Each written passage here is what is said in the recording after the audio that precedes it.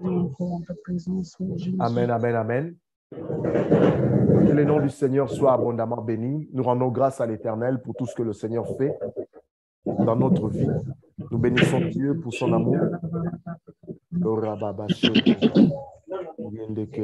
Te bénirons, Yahweh. Je vais demander quand même qu'on ferme un peu les micros. Amen, amen.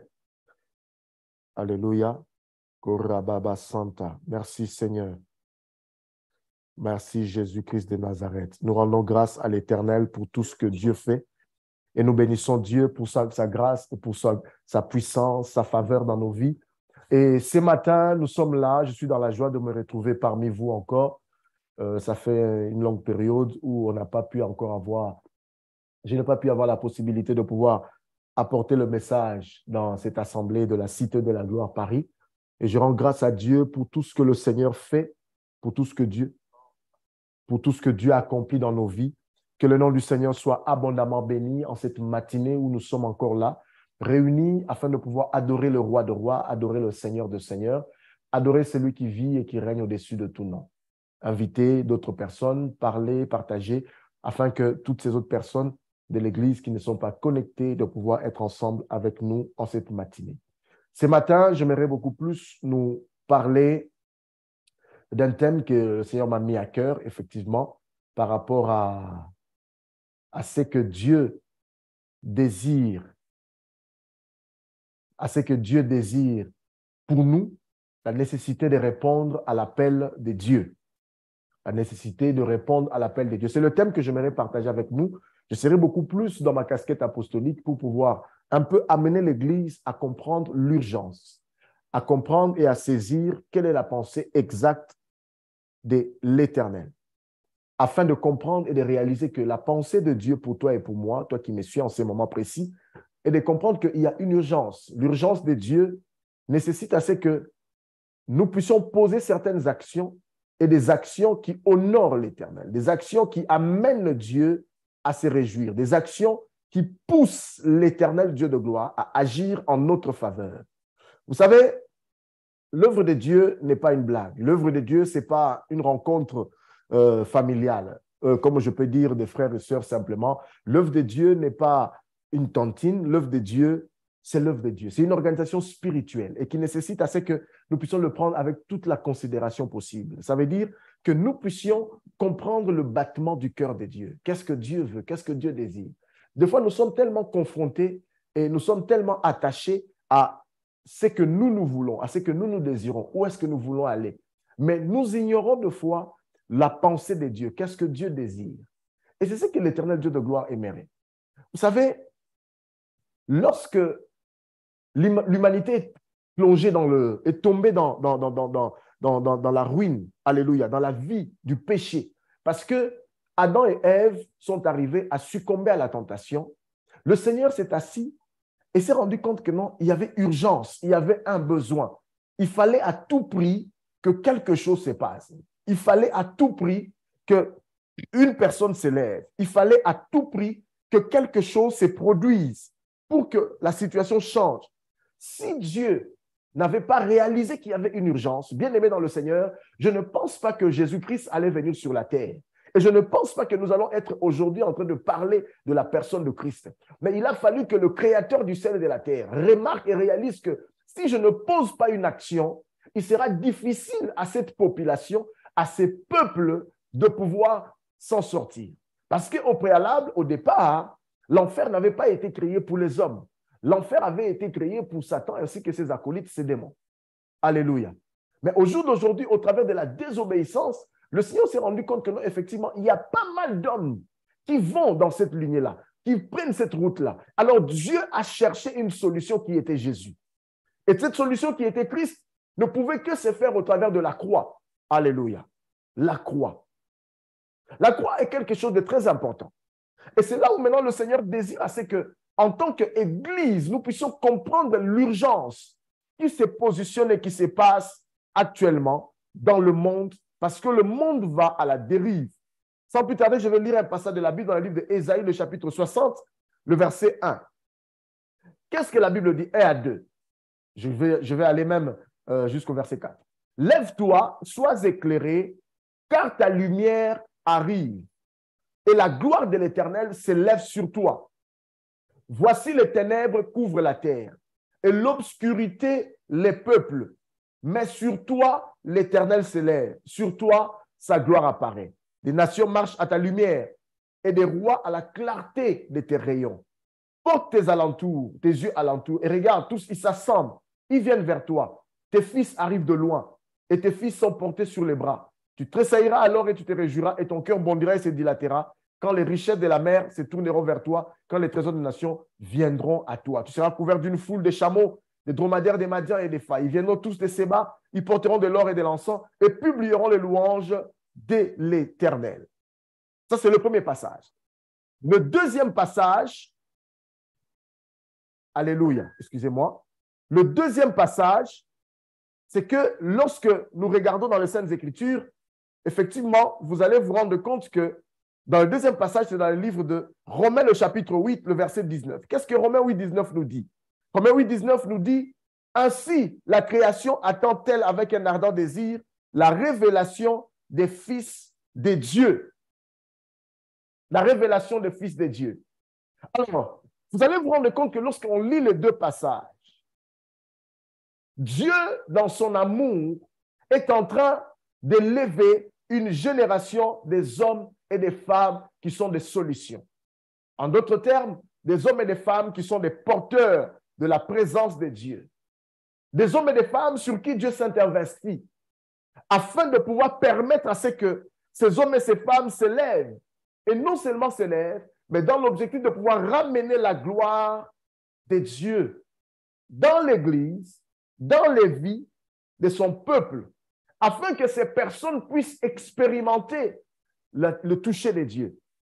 Alors, vous allez vous rendre compte que lorsque nous lisons le deuxième passage dans le livre de Romains, c'est qu'il est dit la création attend avec un ardent désir la révélation des fils. En d'autres termes, la création soupire. La création est, en ce qui concerne, est dans une crise d'identité et veut à tout prix que la solution puisse arriver. Mais cette solution ne pourra venir qu'au travers de l'Église. C'est là où maintenant on parle de la nécessité de répondre à l'appel de Dieu. Dieu lance un appel. La création attend avec un ardent désir la révélation des fils, ou on peut dire encore la manifestation des fils de Dieu. Alors, qu'est-ce qu'on peut comprendre par là? On peut comprendre lorsqu'on lit au jour d'aujourd'hui, vous allez vous rendre compte qu'on nous présente l'état de la création qui comprend les créatures.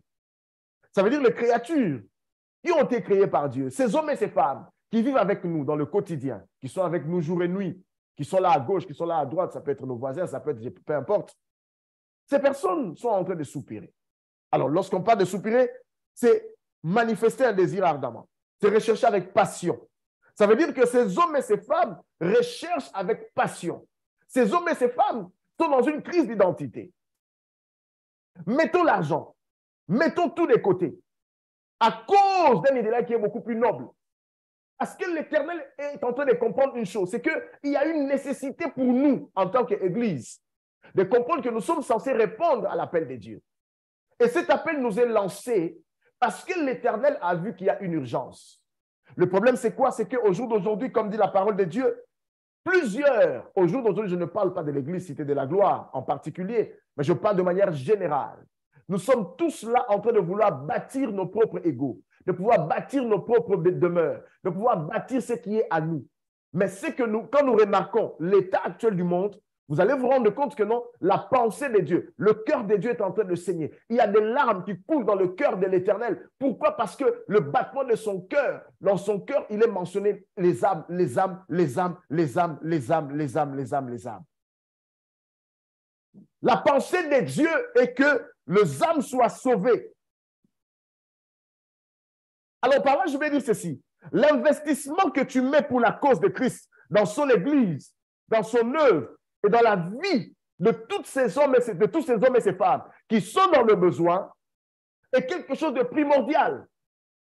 Voilà pourquoi le Seigneur, remarquant et regardant, réalisant que l'état de la nation est catastrophique, il revient vers l'Église pour dire à l'Église, lève-toi, sois éclairé. Le problème, c'est quoi? C'est que l'Église se confond au jour d'aujourd'hui avec la nation, avec le monde. Et c'est ce qui a amené le ténèbre de pouvoir élire domicile dans l'Église de Dieu. Le ténèbre délire d'homicide dans le cœur des enfants de Dieu.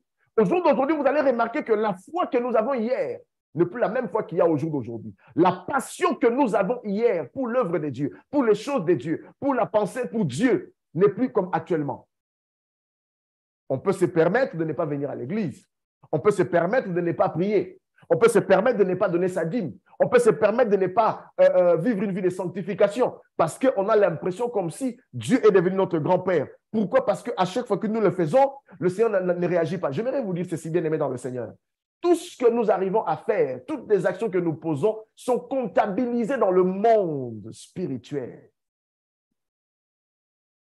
Et Dieu récompensera chacun selon les œuvres et selon les paroles qui ont été déclarées. Et je peux encore aller plus loin selon les pensées de nos cœurs.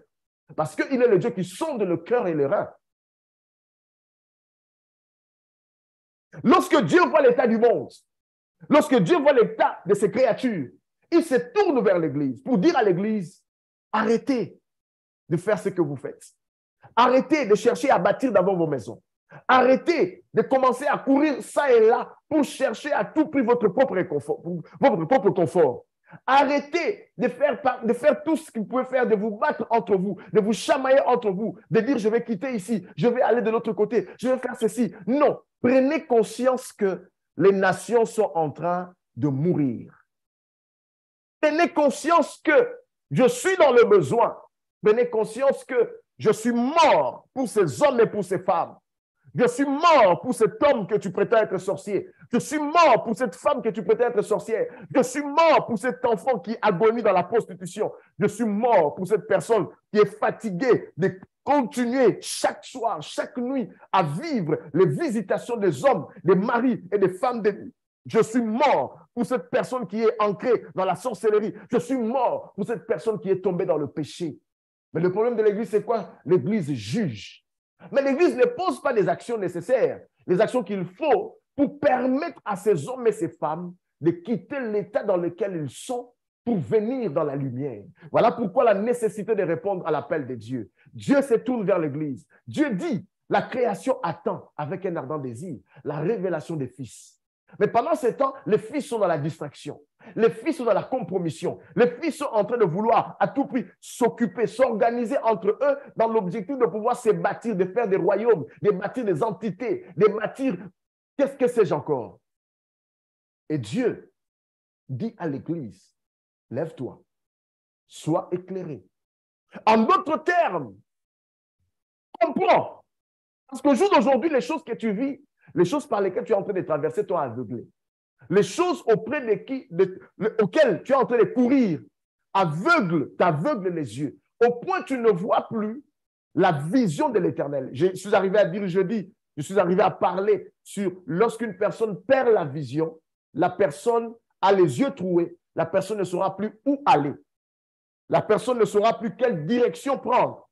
La personne ne pourra plus savoir où il peut aller. Le problème, c'est quoi? C'est que ce n'est pas parce que la personne le désire, mais simplement parce que la personne a perdu la vision. Et dans la plupart des cas, lorsqu'on perd la vision se perd lorsqu'on a une vie de péché. La vision se perd lorsque nous sommes refroidis. La vision se perd lorsque nous considérons qu'il n'y a plus d'importance pour nous de pouvoir continuer à vivre une vie de consécration. La vision se perd lorsque nous perdons les valeurs et les habitudes que nous avions autrefois en tant que chrétiens, c'est-à-dire prier le matin, s'élever et méditer la parole, venir à l'église ou peut-être se connecter en direct pour pouvoir prier et écouter la parole, méditer la parole de Dieu, apporter l'offrande dans la maison de Dieu, ou bien en d'autres termes, faire du bien à d'autres, évangéliser les autres. Lorsqu'on perd toutes ces choses bien aimées dans le Seigneur, on perd la vision. Et c'est ce qui fait qu'au jour d'aujourd'hui, l'Église contente d'abord de pouvoir se bâtir elle-même. Au lieu de pouvoir aller vers le monde, au lieu de parler aux nations, au lieu de parler à ces hommes et à ces femmes de venir à Christ. L'Église, au lieu de contribuer à l'avancement de l'œuvre de Dieu, l'Église continue à juger ces hommes. Dieu dit dans sa parole, lève-toi, sois éclairé, car ta lumière arrive. Il y a un temps où Dieu désire visiter l'Église. Nous pouvons crier vers l'Éternel. Nous pouvons faire appel à Dieu. Nous pouvons demander à ce que l'Éternel Dieu de gloire intervienne dans nos situations. Mais est-ce que nous, en tant qu'Église, individus, est-ce que nous privilégions d'abord ce qui va dans le cœur de Dieu? La Bible déclare et dit ceci: vous servirez l'Éternel et j'éloignerai la maladie du milieu de vous. Le service de Dieu ou pour Dieu ne nécessite pas d'abord simplement que nous puissions d'abord venir à l'église et avoir une occupation.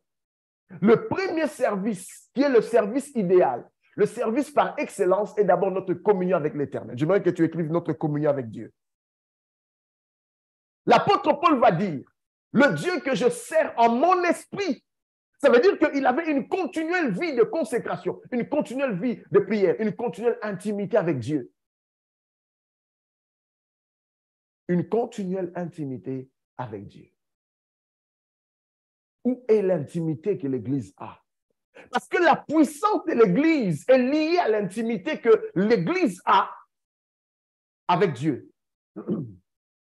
Tu ne peux pas bénéficier de la puissance de Dieu si tu n'es pas en contact et en connexion permanente avec celui qui est capable de pouvoir te donner cette capacité surnaturelle. C'est pour cela qu'il est très important en tant qu'Église de comprendre que notre communion avec Dieu doit primer. Le problème, c'est quoi? C'est que beaucoup, au jour d'aujourd'hui, ne vivent plus dans la communion avec l'Éternel, mais plusieurs vivent avec une onction d'hier. Et sachez-le que, bien aimé dans le Seigneur, lorsque tu as une nourriture qui est déjà plutôt l'onction d'hier, plutôt pas la nourriture, l'onction d'hier, cette onction peut se refroidir. La pensée de Dieu, selon qu'il est écrit dans la parole de Dieu, que la Bible dit, quand tout temps tes vêtements soient blancs et que l'huile ne manque pas sur ta tête. Ça veut dire, en tout moment, ma communion avec l'Éternel doit être une communion permanente. Lorsque l'Église perd la notion d'être en communion avec Dieu, vous allez remarquer, lorsqu'on annonce des réunions de prière, il y a peu de personnes qui viennent. Mais lorsqu'on va annoncer une réunion où on va faire appel soit à un prophète, ou on va faire appel à une réunion où on va distribuer de l'argent, vous allez voir beaucoup de personnes venir. Mais ce qu'on ignore, c'est quoi? C'est que même lorsqu'on fait appel à quelqu'un qui est capable de prophétiser sur ta vie, mais dès le moment où toi-même, tu n'as pas une communion permanente avec Dieu, cette prophétie ne se réalisera pas. Est-ce que vous le savez? Il y a un temps où on reçoit la promesse, et il y a le temps de la maturation, et il y a le temps où la promesse doit s'accomplir. C'est un processus. Lorsque l'on reçoit, nous devons revenir vers l'Éternel pour amener cette prophétie à atteindre la maturation. Et ce n'est qu'au moment où l'enfant atteint la maturation, l'enfant arrive à se développer, atteint un certain niveau, que le moment arrive pour cet enfant de pouvoir sortir sur la terre. Aucun enfant, aucune grossesse qui a 1 mois l'enfant ne peut naître. Ça sera un mort vivant. Alors, au jour d'aujourd'hui, beaucoup de chrétiens veulent à tout prix, lorsqu'ils reçoivent des prophéties de la part de Dieu, de voir en l'espace d'1 mois, de quelques temps après que la prophétie se réalise. Bien aimé dans le Seigneur, il est très important de comprendre que tu as ta part à jouer afin que cette prophétie se réalise. Mais pour que la prophétie se réalise, tu as besoin de la communion avec l'Éternel. C'est là où Dieu frappe et dit ceci: lève-toi, sois éclairé. Tu ne peux pas rester, bien aimé dans le Seigneur, statu quo, à un seul endroit et à ne rien faire alors que le monde périt. Et j'ai compris une chose, les promesses que Dieu nous donne, qui sont censées se réaliser dans notre vie, Dieu nous les donne pour que lorsque ces choses se réaliseront dans nos vies, que nous puissions être à notre tour des canaux de bénédiction pour d'autres personnes. Si c'est un témoignage que je dois donner, ce témoignage doit servir à la bénédiction et à l'édification de plusieurs. Si c'est de l'argent que Dieu me donne, cet argent que Dieu va me bénir ne sera pas forcément pour moi-même, mais sera aussi pour permettre à ce que je devienne une source et un canal de bénédiction pour les autres personnes. Alléluia. Il est très important que nous puissions comprendre cette vérité de la parole. Le problème, c'est quoi? C'est que l'Église a perdu les repères. L'Église a perdu la valeur. Christ nous dit ceci: lève-toi, parce qu'il y a une lumière qui doit t'éclairer. Tu n'as plus une vision qui est nette. Tu as besoin de la lumière de l'Éternel dans ta propre vie pour que tu comprennes que les priorités que tu as au jour d'aujourd'hui ne sont pas les mêmes priorités qui sont dans le cœur de Dieu. Les priorités que tu as aujourd'hui ne sont pas les mêmes priorités qui sont dans le cœur de Dieu. Dieu désire à ce que tu comprennes qu'il a des priorités. Et s'il t'a établi sur la terre des vivants, c'est premièrement pour que tu accomplisses non pas tes propres priorités, ses priorités à lui. Parce que le jugement de l'Éternel se manifestera à ton égard en fonction de la connaissance des priorités de Dieu à ton égard et non pas en fonction de ce que toi tu auras décidé de pouvoir accomplir. C'est pour cela qu'il est important, bien aimé dans le Seigneur, de pouvoir aller vers Dieu pour pouvoir demander à Dieu quelque chose. Seigneur, qu'est-ce que tu attends de moi? Pourquoi est-ce que tu veux que je fasse ça? Pourquoi? L'Église a besoin de prendre conscience. L'Église a besoin de s'élever. L'Église a besoin de mettre hors de son périmètre tout ce qui peut être distraction. C'est pour cela qu'il est très important de prendre conscience qu'il y a des hommes et des femmes qui sont en train de mourir.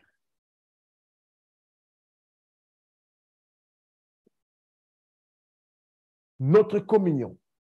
Lève-toi, sois éclairé. Nous devons comprendre l'urgence de l'appel.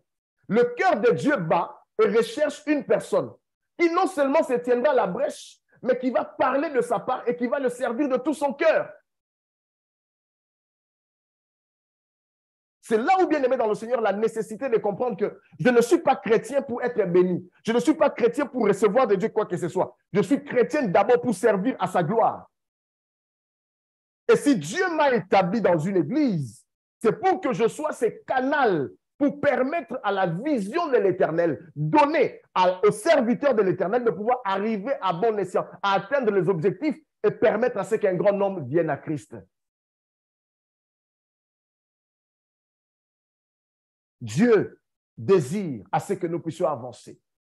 Dieu désire à ce que nous puissions évoluer. Dieu désire à ce que nous puissions atteindre les hauteurs. Dieu désire à ce que nous puissions expérimenter sa gloire. Dieu désire à ce que nous puissions aller de gloire en gloire. N'est-il pas écrit lorsqu'on lit les Saintes Écritures ici, tout à l'heure lorsque nous avons lu, qu'est-ce que la Bible déclare? La Bible dit ceci: voici les ténèbres couvrent la terre et l'obscurité les peuples.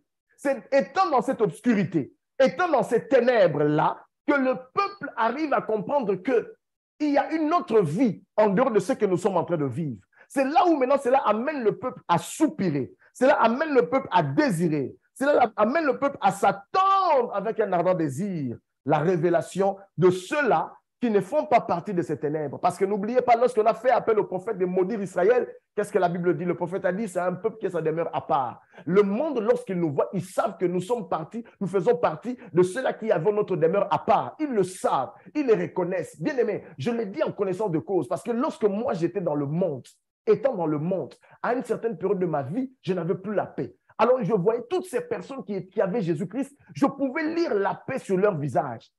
Je réalisais qu'ils avaient quelque chose que moi, je n'avais pas. Ils avaient une paix et une joie que moi, je n'avais pas. Même les amis avec qui je fréquentais, je savais qu'ils avaient Christ dans leur vie. Et moi, j'étais dans le monde. Ils avaient quelque chose que je n'avais pas. Je pouvais le lire. Je ne vous parle pas pour parler. Je vous parle en connaissance de cause. La Bible dit, les ténèbres couvrent la terre, l'obscurité, le peuple. Il y a des gens qui sont sous la domination de l'ennemi. Il y a des lois, il y a des réclamations. Il y a des gens qui font des cauchemars de nuit, qui ne dorment pas, qui sont sous le poids de la maladie. Ils sont sous le poids du célibat. Ils sont sous le poids des lois établies dans leur vie, sous la domination de la sorcellerie. Toutes ces personnes, nous vivons avec eux. Nous les côtoyons dans le lieu de travail, dans nos métros, dans les bus, partout où nous allons. Mais lorsque ces personnes nous regardent, ils s'estiment que nous avons quelque chose qu'eux, ils n'ont pas. C'est là où maintenant, bien aimé dans le Seigneur, il y a un désir qui monte. Il y a un soupir qui monte. Seigneur, si je pouvais être comme un tel, si je pouvais être comme un tel. Mais le problème, c'est quoi? C'est que l'Église, nous ne voyons pas cela. Nous critiquons ces personnes. Nous rejetons ces personnes. Le Seigneur dit, l'heure est arrivée où, Église, tu dois t'élever. Regarde le soupir. Si Christ pouvait ouvrir notre entendement pour que nous puissions entendre le cri et les soupirs de ces hommes et de ces femmes qui crient jour et nuit, qui désirent et qui disent, nous voudrions voir Jésus. Bien aimé dans le ciel, on n'allait pas perdre le temps inutilement. Nous n'allons pas commencer comment je peux expliquer cela? à perdre de temps dans des futilités. La pensée de Dieu en tant qu'Église au jour d'aujourd'hui est que nous puissions comprendre la nécessité de répondre à l'appel de l'Éternel. Tout ce que je dois faire, je dois me poser la question, est-ce que je réponds à l'appel de Dieu? Est-ce que je réponds à l'appel de Dieu? Excusez-moi. La gloire de l'Éternel est sur toi. Dieu attend à ce que, Église, tu te lèves.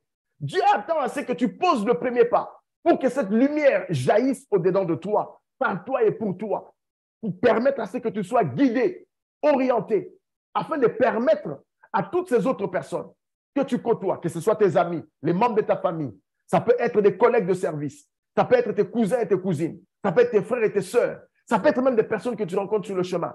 Bien-aimé dans le Seigneur, tu détiens la lumière de Dieu, tu détiens la vie de Dieu, et Dieu attend à ce que tu comprennes qu'il y a une nécessité. La création attend avec un ardent désir. La création soupire. La création veut voir les hommes et les femmes qui ont rencontré le véritable Dieu, de leur parler de l'amour de Christ, de leur parler de la vie de Jésus, de leur parler de l'amour de Jésus, de leur parler que Jésus-Christ est celui qui guérit, de leur parler de ce que Christ est capable de délivrer, de pouvoir guérir les malades. Parce que la Bible dit de ne pas prier pour les malades, de guérir les malades. Guérissez les malades. Dieu nous a dit de chasser les démons. Toutes ces personnes croupissent sous le poids des malédictions. Mais nous détenons la solution. Et c'est là où Dieu désire à ce que je puisse interpeller l'Église. Il y a une nécessité. L'heure vient, et l'heure est déjà arrivée, où nous devons mettre nos égos de côté. Où nous devons comprendre que le Seigneur a besoin de nous. Il dit, je cherche un homme qui va s'élever, un homme qui va dire, Seigneur, me voici, envoie-moi. J'aimerais accomplir ton plan, j'aimerais accomplir ta volonté, j'aimerais faire ce que tu me demandes, ce que tu veux que je fasse. Parce que notre jugement à nous sera en fonction de ce que Dieu attend de nous. La Bible parle de David, dit, David en son temps a servi au dessein de Dieu. Et il est mort, il a été réuni avec ses pères. Vous savez, il y a des personnes que Dieu n'amène pas encore dans la tombe parce que ces personnes n'ont pas encore compris à quoi Dieu les a appelés.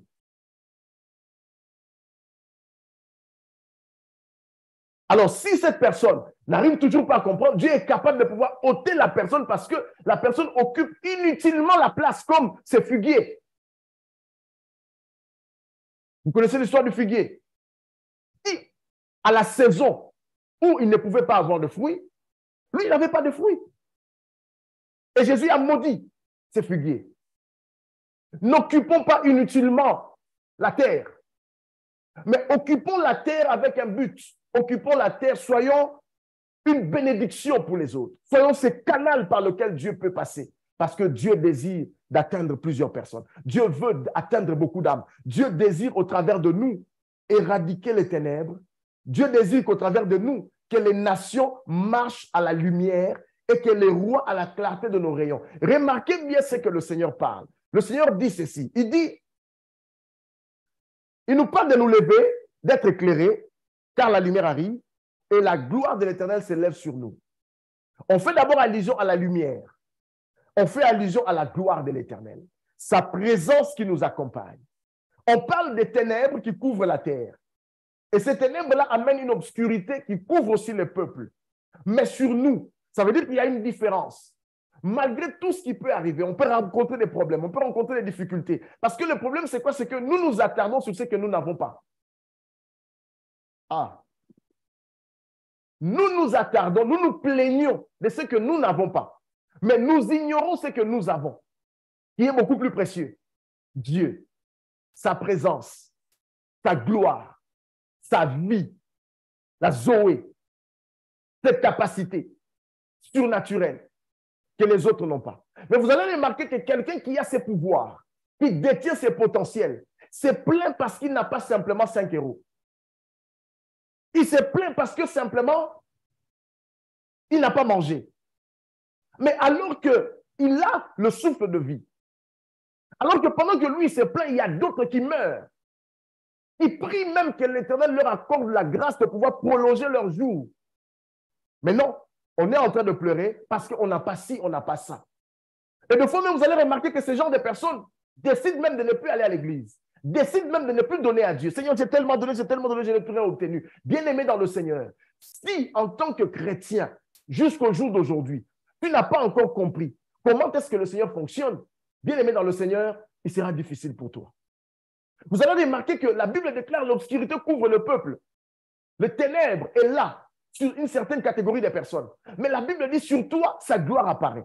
Le fait d'avoir Jésus-Christ dans notre vie nous donne le privilège d'avoir acquéri la lumière, d'avoir la vie de Dieu, d'avoir la Zoé de Dieu. Non seulement c'est là, au-delà de ça, la protection de l'Éternel. Ni t'étais pas ça. Rien qu'à cause de ça, il est important pour toi et pour moi de commencer à bénir Dieu, de rendre grâce à Dieu. Voilà pourquoi même Jérémie pourrait dire, lorsqu'il dit, quand je regarde à l'absinthe au poison, mon cœur s'affaiblit. Mais c'est que je retiens une chose, c'est que je repasserai dans mon cœur. Les bontés de l'Éternel ne sont point épuisées, ni ses compassions ne sont point à leur terme. Elles se renouvellent chaque matin. Alors, à chaque fois que je vais regarder à cela, bien aimé dans le Seigneur, je ne m'attarderai pas sur l'absinthe et le poison. Je ne m'attarderai pas sur le manque que j'ai. Je ne m'attarderai pas par rapport à ce que je n'ai pas. Je veux m'attarder sur la grâce que l'Éternel m'a accordée de pouvoir me réveiller chaque matin, d'être là chaque jour, de pouvoir avoir la vie, d'être en bonne santé, de côtoyer des bonnes personnes, d'avoir une famille, d'avoir des amis. Je veux bénir Dieu par rapport à ça. Ce que je n'ai pas, je rendrai grâce aussi à l'Éternel. Les nations doivent marcher à ta lumière. Les rois à la clarté de tes rayons. Ça veut dire Dieu étend notre champ d'action. Il ne te limite pas seulement à être quelqu'un de local. Il te permet de comprendre qu'il n'y a pas seulement l'environnement dans lequel tu vis qui a besoin de toi. Mais par contre, il y a des nations. Il n'y a pas que des nations, mais il y a aussi une catégorie de personnes qui sont élevées en dignité, qui doivent bénéficier de la grâce de l'Éternel dans ta vie. Bien-aimé dans le Seigneur. Voilà pourquoi j'aimerais te dire, Éternel, bien-aimé dans le Seigneur, toi qui m'écoutes en ce moment précis, ne te minimise pas, ne te mets pas à terre, ne te dis pas que tu n'es rien, tu n'as rien, tu ne peux absolument rien. La Bible déclare et dit ceci, les nations doivent marcher à ta lumière et les rois à la clarté de tes rayons. Ça veut dire qu'au travers de toi, tu es appelé à dégager quelque chose que même ces personnes élevées en dignité n'ont pas, que tu es censé leur apporter. Les rois doivent marcher à la clarté de tes rayons. Ça veut dire que tu deviens comme étant un phare, un indicateur qui permet à ces hommes et à ces femmes élevés même en dignité, bien aimés dans le Seigneur, de bénéficier de la lumière que toi tu dégages pour leur permettre de pouvoir bien accomplir leur mandat. Est-ce que quelqu'un me comprend? Alors, si tu comprends cela, tu ne vas plus te plaindre par rapport à ce que tu n'as pas. Si tu comprends cela, tu réaliseras qu'il y a une urgence. Ces hommes et ces femmes, même s'ils sont élevés, même s'ils ont atteint un certain niveau, ce sont des personnes qui ont besoin de ta présence. Ils ont besoin de ce que toi tu détiens. What you carry. Ce que tu as en toi. Alors, lorsque tu ne comprends pas que tu as de la valeur, tu détiens quelque chose, tu te laisseras emporter à tout vent des doctrines. Un tel va te dire si, tu vas accepter. L'autre va te dire ça, tu vas accepter. Voilà pourquoi je n'accepte pas toutes choses. Je n'accepte pas toutes choses.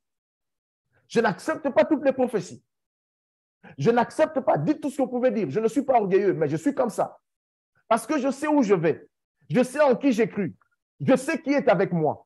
Je sais qui est mon Dieu. Je sais ce que le Seigneur m'a dit. Je sais ce qu'il attend de moi. Je sais où je vais. Et au même moment, je réalise que les nations ont besoin de Christ. Ces hommes et ces femmes ont besoin de quelque chose que moi j'ai. Du reste, la Bible dit, la création soupire avec un ardent désir. Et il attend la révélation de Fils. Soupirer, c'est désirer ardemment. C'est rechercher avec passion. Rechercher avec passion. Rechercher avec passion. Vous allez vous rendre compte, bien aimé dans le Seigneur, lorsque Agar s'est égarée, arrivée au désert, elle avait besoin d'eau. Elle avait besoin réellement de pouvoir prendre quelque chose pour étancher sa soif. Les nations sont à la recherche. Les nations sont à la recherche.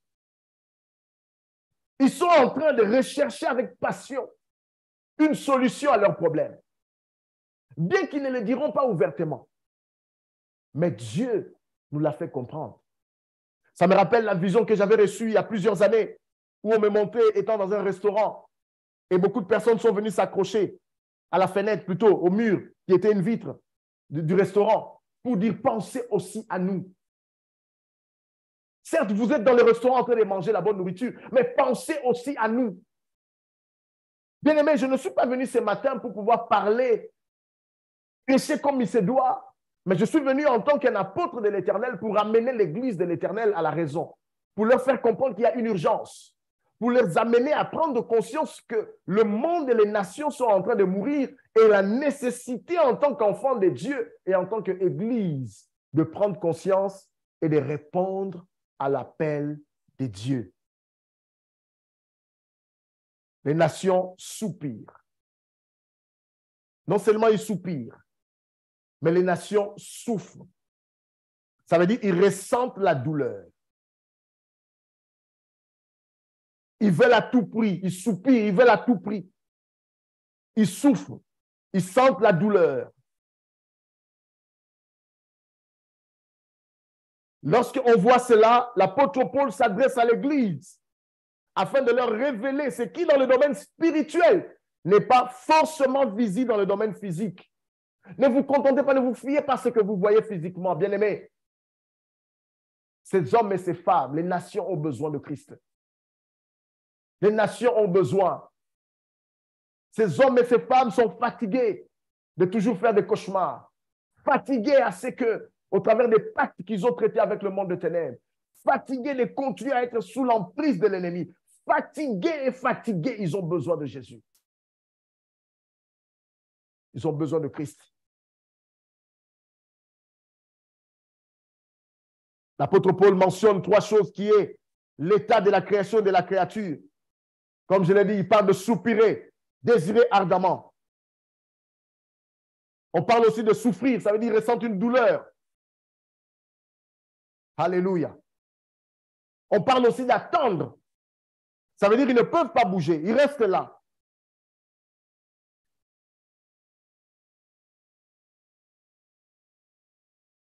On reste là où l'on est pour la venue de quelque chose ou de quelqu'un. Ça veut dire on attend. On reste là sans rien faire. Parce qu'on s'est dit, il y a une personne qui va venir me sauver. Il y a quelqu'un qui viendra m'apporter la solution. C'est ce que les nations sont en train de faire. C'est ce que les nations sont en train de vivre. C'est ce que les nations sont en train d'expérimenter. Et c'est ce que les nations désirent voir. La création a de l'espoir pour quelque chose qu'elle ne peut pas saisir. La création a de l'espoir pour quelque chose qu'elle ne peut pas vivre. C'est là où Dieu vient intervenir avec Ésaïe 60, lorsque le Seigneur parle et dit quelque chose. Il dit, lève-toi, sois éclairé, car ta lumière arrive et la gloire de l'Éternel se lève sur toi. Voici les ténèbres couvrent la terre. Lorsqu'on lit le verset 2, le verset 2 nous parle d'abord des ténèbres qui couvrent la terre et l'obscurité le peuple. Ce qui veut dire l'atmosphère ou l'environnement spirituel de toute l'humanité est ténébreuse. Pourquoi? Parce que 1 Jean 5, 19 nous dit, nous savons que nous sommes des dieux et que le monde entier est sous la puissance du malin. Le monde entier est sous la puissance du malin. Alors nous allons comprendre que la situation de l'humanité et de la création est catastrophique. L'Église doit faire quelque chose. Alors, lorsqu'on fait allusion aux ténèbres, comme je l'ai dit tout à l'heure, les ténèbres ne sont que l'influence terrifiante du royaume de Satan sur la terre. L'influence terrifiante du royaume de Satan sur la terre. Et cette influence rend captive les hommes et les femmes de ce monde. Nous devons influencer. Nous devons dominer. J'arrive quelque part dans un lieu de travail où les hommes, dans ce lieu de travail, veulent me mettre à terre, veulent me détruire, veulent ôter mon poste, monter de ces postes. Moi, j'ai de l'influence. Ce n'est pas à eux de me dominer, mais je vais dominer sur eux. Alors, cette influence, lorsque vous remarquez, vous lisez les Saintes Écritures, maintient plusieurs familles, maintient les enfants, maintient les parents sous la domination des puissances occultes. Et cette influence pèse sur les problèmes de beaucoup de personnes. Ce qui est des fois marrant, c'est que cette influence pèse aussi sur la vie de certains enfants de Dieu. Même l'Église est affectée. L'Église est affectée. Il est très important, bien-aimé dans le Seigneur, de comprendre l'urgence de l'appel. Le cœur de Dieu bat et recherche une personne. Je peux encore dire que les âmes meurent et Dieu ne veut pas la mort d'un pécheur. Dieu ne veut pas la mort d'un pécheur. L'évangile est gratuit. Mais par contre, cela nécessite notre implication. Cela nécessite que toi et moi, nous puissions nous impliquer corps et âme. Que nous puissions comprendre que l'Éternel Dieu de gloire désire voir ces hommes et ces femmes, non pas mourir, mais il désire les voir être sauvés. Il désire à tout prix que ces hommes et ces femmes puissent être sauvés. Il désire à tout prix que ces hommes et ces femmes puissent expérimenter la gloire de l'Éternel. Il désire à tout prix que ces hommes et ces femmes puissent vivre la manifestation de sa gloire. Il désire à tout prix que ces hommes et ces femmes quittent l'état dans lequel ils sont pour pouvoir arriver à la lumière, afin que cette lumière les guide, afin que cette lumière les suive, afin que cette lumière les éclaire, afin que cette lumière puisse jaillir dans tous les domaines de leur vie, que les ténèbres cèdent la place à la lumière. J'aimerais encourager quelqu'un qui m'écoute ce matin. J'aimerais encourager une personne qui m'écoute en cette matinée pour lui poser la question, où est parti ton amour pour ce Dieu? Où est parti cet amour que tu avais de pouvoir ne pas passer une journée sans pour autant prier? Où est parti cet amour que tu avais de pouvoir parler de l'amour de Dieu tout autour de toi? Où est parti cet amour que tu avais hier de pouvoir témoigner de la gloire de Dieu? Où est parti cet amour que tu avais hier de pouvoir dire, Seigneur, je n'ai rien, mais avec le peu que j'ai, je vais soutenir ton œuvre? Où est parti cet amour que tu avais à chaque fois que tu avais quelque chose, de pouvoir dire, Seigneur, je sais une chose, c'est toi qui m'as béni.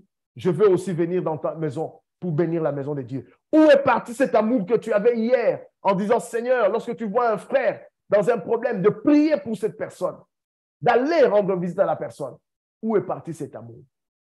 La Bible déclare et dit, la création tout entière attend avec un ardent désir la révélation des fils. Ils sont là, ils attendent. Ils s'attendent à ce que quelqu'un vienne leur venir en aide, leur vienne en aide. Ils veulent à tout prix qu'une main soit tendue vers eux pour qu'ils quittent la situation dans laquelle ils sont afin d'accéder à la manifestation de la gloire de l'Éternel. Je voudrais dire à quelqu'un, de la même manière, nous récitons cette parole qui dit, Dieu connaît les projets qu'il a formés pour nous, c'est un projet de paix, non de malheur. J'aimerais te dire au jour d'aujourd'hui et que tu comprennes qu'il a aussi un projet de bonheur pour ces personnes qui meurent, ces païens que nous appelons païens. Ces hommes et ces femmes qui n'ont pas connu Christ et qui ne connaissent pas encore Jésus. Le Seigneur a besoin d'eux. Il a aussi des projets de bonheur pour eux. Parce que toi-même qui m'écoutes ce matin, tu étais dans la même condition que ces personnes. Peut-être pour toi, c'était pire. Mais Dieu t'a tiré de la boue. Dieu t'a lavé. Dieu t'a nettoyé. Dieu t'a versé son esprit en toi. Il t'a fait les promesses. Et tu es aujourd'hui au courant de ce que Dieu attend de toi.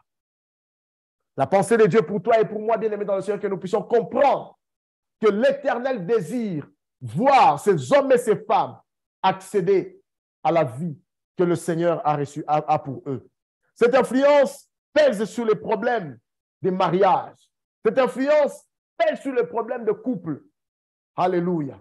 Dieu a préparé plusieurs autres personnes. Cette influence touche les couples, les maris qui veulent avoir d'enfants. Les maris qui veulent avoir d'enfants. Ça empêche beaucoup de choses. Et cette influence même limite la personne au point où la personne verra qu'il ne peut pas avancer, qu'il ne peut pas évoluer. Et nous avons cette responsabilité d'aller vers ces personnes.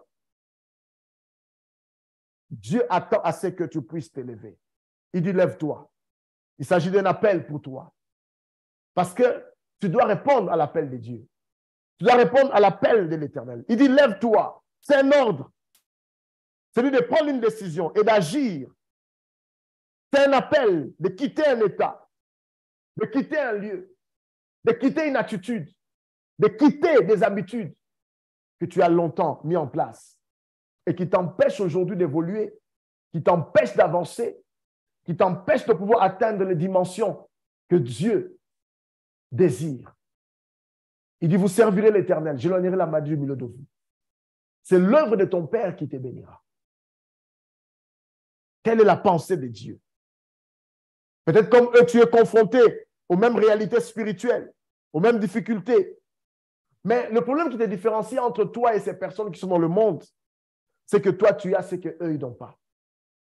Je l'ai dit tout à l'heure, la Bible dit, les nations marcheront à ta lumière et le roi à la clarté de tes rayons. Si les nations marcheront à ta lumière et les rois à la clarté de tes rayons, c'est qu'eux, ils n'ont pas. Ils sont dans les ténèbres. Tu détiens quelque chose qu'eux, ils n'ont pas. Tu portes en toi quelque chose qu'eux, ils n'ont pas. C'est pour cela, bien aimé dans le Seigneur, tu es le sujet de beaucoup de jalousie. En fait, le problème, c'est quoi? C'est que beaucoup de personnes te jalousent. Comme je l'avais dit jeudi, ce n'est pas parce que tu as suffisamment beaucoup d'argent, mais c'est l'étoile que tu as. C'est ce que tu portes en toi. Et ce que tu portes en toi dérange tellement que ces hommes et ces femmes qui sont dans le monde spirituel, qui peuvent être occultes ou sorciers, ne peuvent pas t'accepter. Pourquoi ils ne vont pas t'accepter? Parce que déjà, tu portes quelque chose qu'eux, ils n'ont pas. Et des deux, ce que tu portes doit servir à la bénédiction de plusieurs autres personnes. Oh, est-ce que quelqu'un me comprend? Ce que toi, tu portes doit servir à la bénédiction de plusieurs autres personnes. Alors, partant de ces principes, lorsqu'ils peuvent voir avec leurs yeux spirituels, ils comprennent que tu es un danger. Et ils s'attaquent à toi. Mais ce que tu dois faire, c'est de pouvoir prier pour ces personnes. Ce que tu dois faire, c'est de pouvoir permettre à ce que l'Éternel Dieu de gloire, au travers de ton amour, que Dieu passe par toi pour toucher ces personnes. La Bible déclare et dit ceci, il use des patiences envers nous pour que tout homme parvienne à la repentance.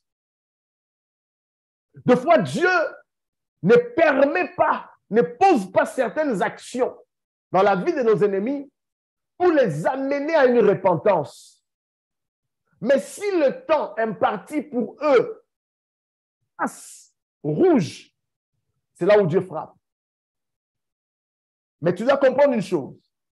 Les difficultés, les réalités, les problèmes par lesquels tu passes ne doivent pas te faire douter de qui tu es. Ne doivent pas t'amener à remettre en question la présence de Dieu dans ta vie.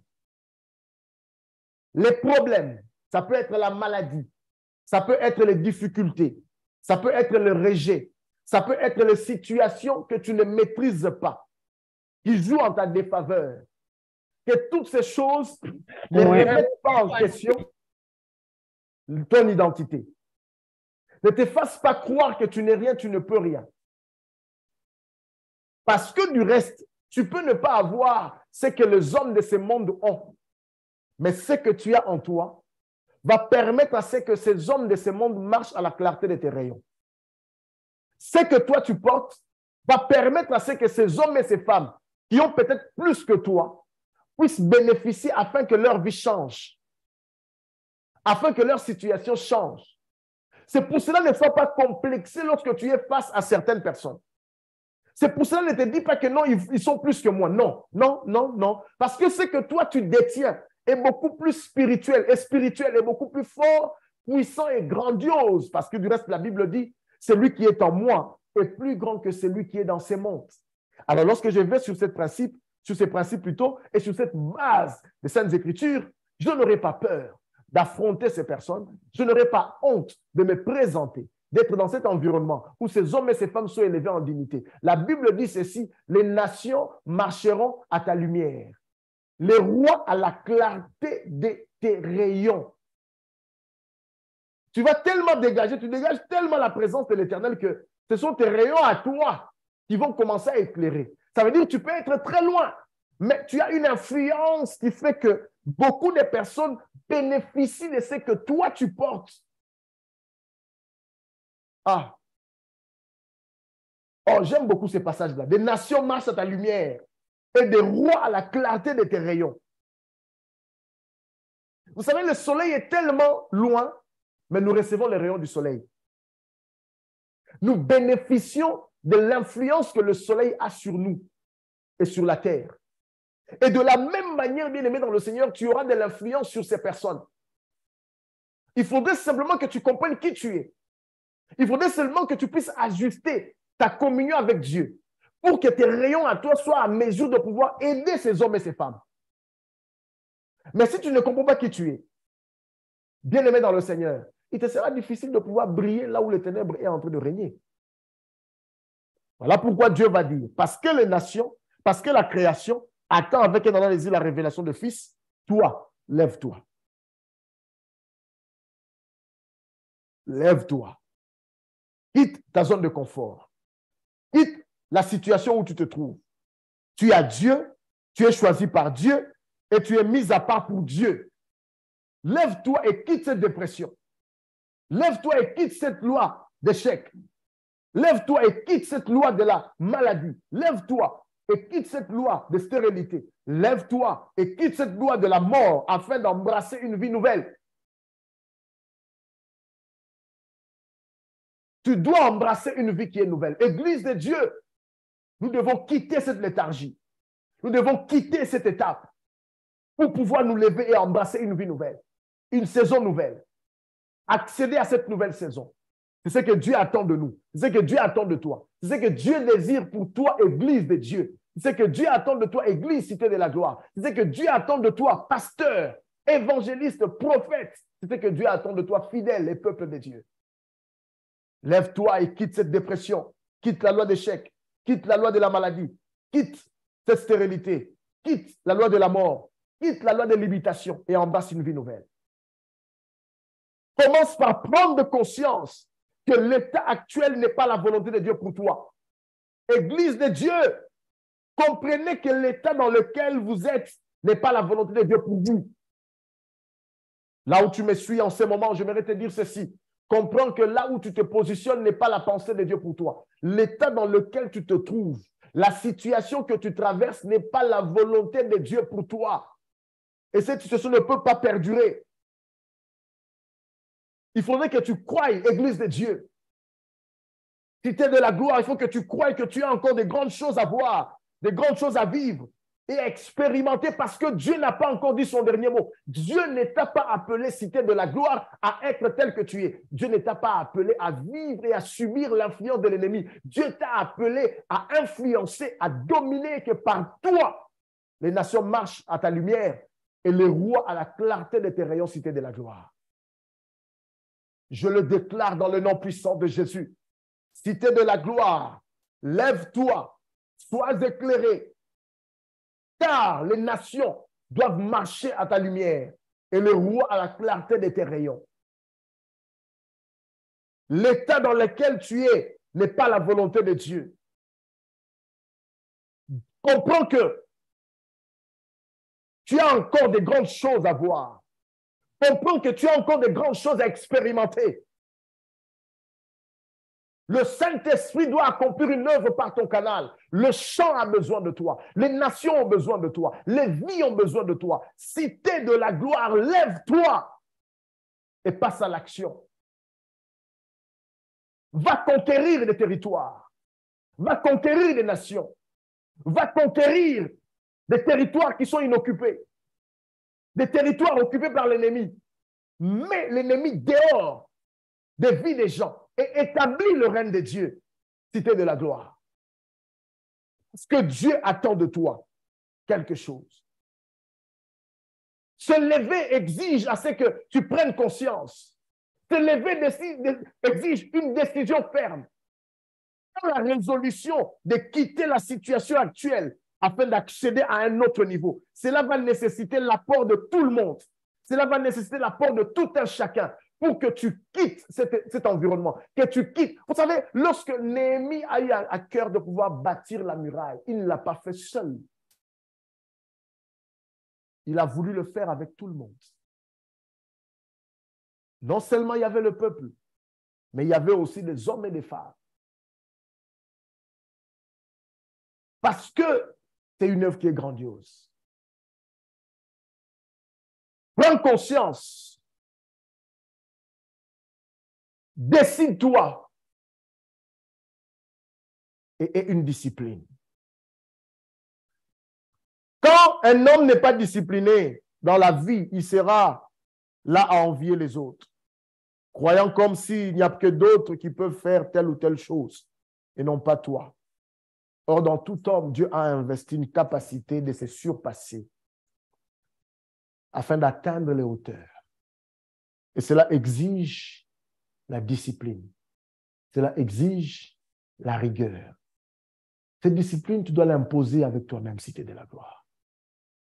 Cette rigueur, tu dois l'imposer avec toi-même si tu es de la gloire. Alléluia. Vous savez, il y a beaucoup de personnes qui peuvent être découragées. Découragées pourquoi? Parce que ces personnes ne croient plus à l'avenir. Ces personnes sont découragées parce que ces personnes ne croient plus et se disent, il n'y a plus rien d'intéressant. Il n'y a plus rien d'important.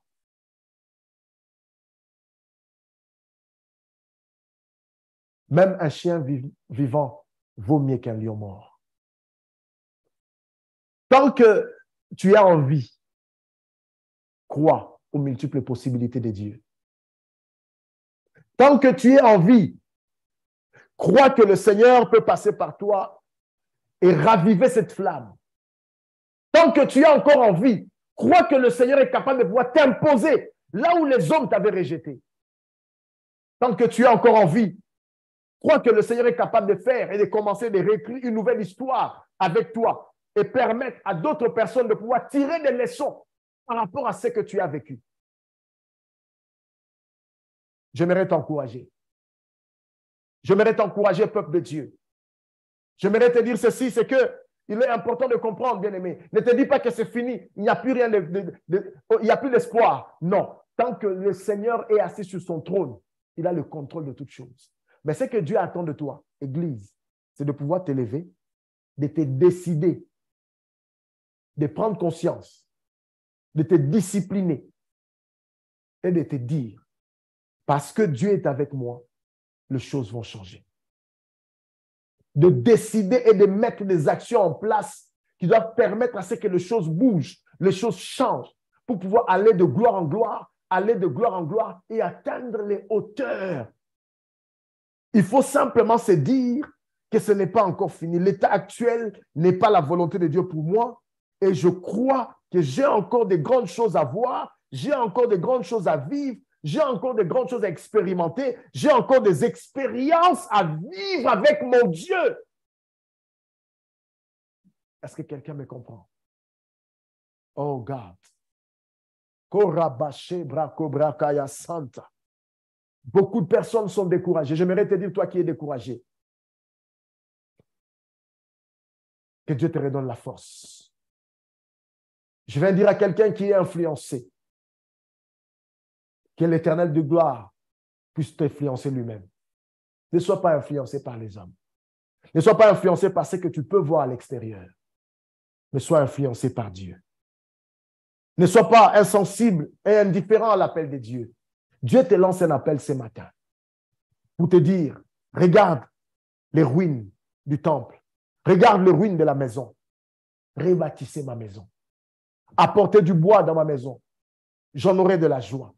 Et rebâtissez ma maison. Regarde les ruines. Peut-être que tu es là, tu deviens indifférent, insensible. Même lorsque le pasteur parle, même lorsqu'on fait des appels, tu deviens insensible et indifférent. Le Seigneur dit, regarde les ruines. Tu es devenu influençable, tu te laisses influencer. Ton cœur est partagé. Est-ce que, dois-je rester ou pas? Dieu dit, regarde les ruines. Nous ne sommes pas de ceux-là qui se retirent pour se perdre. Nous sommes de ceux-là qui avons foi en Dieu et croyons que les choses doivent changer et les choses peuvent changer et les choses vont changer. Découragé parce que tu as l'impression comme si rien n'avance, rien n'évolue dans ta vie, rien n'évolue dans ton église, rien ne marche, rien n'évolue. Tu as l'impression comme si tu n'arrives pas à décoller, tu n'arrives pas à évoluer, les choses, tout est bloqué. J'aimerais te dire ceci, regarde les ruines. Il dit, apportez les bois. J'en aurai de la joie et rebâtissez ma maison. Parce que la gloire de cette maison va être plus grande. Parce que la gloire de cette œuvre, de ces bâtiments, va être plus grande. Pourquoi elle va être plus grande? Parce que le fondement qui est bâti sur cette œuvre n'est pas un fondement de sable, mais c'est un fondement de roc qui est Christ. De la même manière, ta vie à toi, si ta vie à toi est bâtie sur un fondement de sable, ça va s'écrouler. Mais si ta vie à toi est bâtie sur un fondement qui est solide, qui est Christ, bien aimé dans le Seigneur, les murs peuvent tomber, mais ces murs vont être rebâtis parce qu'il y a un très bon fondement. Le Seigneur a besoin de toi. Le Seigneur désire à ce que tu comprennes que tu évites d'être indifférent à l'appel de Dieu, que tu évites d'être influençable, que tu évites de te décourager, que tu évites de pouvoir mener cette vie de complexe d'infériorité, où tu te dis, tu as l'impression comme si nous ne valons pas plus que les autres. Chacun marche à son rythme. Toi, tu dois marcher à ton rythme. Ne te laisse pas influencer par ce que les autres font, par ce que d'autres te font voir. Mais par contre, dis-toi que je suis avec Dieu, je marcherai avec l'Éternel. Bannis ces complexes d'infériorité parce que ce que tu portes est grand et permettra aussi à plusieurs autres personnes de bénéficier de la grâce de l'Éternel. Dieu dit, lève-toi. J'aimerais dire à l'Église de Dieu de pouvoir s'élever. Que l'Église de Dieu se lève. Que l'Église de l'Éternel puisse avancer pour aller de gloire en gloire, pour atteindre les hauteurs, pour atteindre les sommets, pour atteindre les nations, pour pouvoir évoluer dans ce à quoi Dieu les a appelés. Cité de la gloire, Dieu lance un appel pour toi. Lève-toi. Lève-toi comme un seul homme. Vois ce monde qui est en train de périr. Les nations doivent marcher à ta lumière et le roi à la clarté de tes rayons. Il y a une nécessité de répondre à l'appel de Dieu. J'aimerais prier avec toi, toi qui m'as écouté ce matin. J'aimerais prier. Père, j'aimerais que tu dises avec moi, Seigneur, j'ai écouté ta parole. Aujourd'hui, je décide de répondre à ton appel. Donne-moi un cœur qui fera que je ne sois plus insensible, que je ne sois pas influençable, que je ne sois pas découragé, mais que je puisse te servir avec mon cœur, avec mon âme. Éternel Dieu de gloire et Dieu de paix, sois élevé et sois glorifié dans ma vie. Au nom de Jésus, j'ai ainsi prié. Restaure ma vie, restaure ma foi. En ce dimanche, j'ai ainsi prié. Amen. Alléluia. Que le nom du Seigneur soit abondamment béni. Nous rendons grâce à l'Éternel, au Dieu Tout-Puissant, le Dieu qui nous accorde ses privilèges. Alléluia. Que le nom du Seigneur soit abondamment béni. Nous rendons grâce à l'Éternel. Merci Jésus-Christ.